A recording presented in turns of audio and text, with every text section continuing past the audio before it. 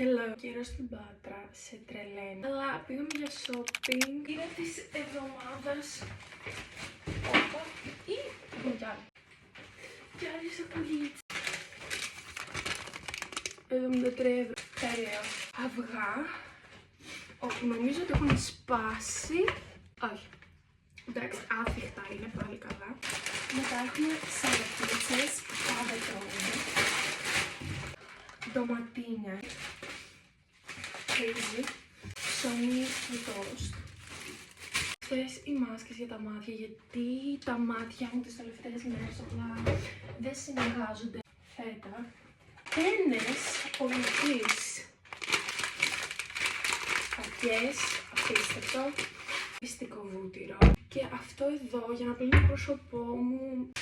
Τορτιλιές ολικής.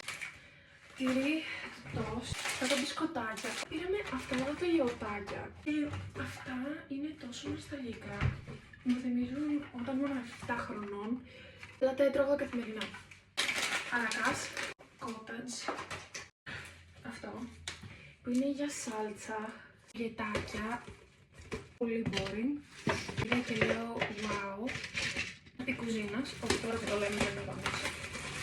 Είναι παντικό γιατί μπερδεύτηκα την προηγούμενη φορά που πήγα στο σούπερ μάρκετ και πήρα 2 μαλακρικά, οπότε... Τέλος, αυτό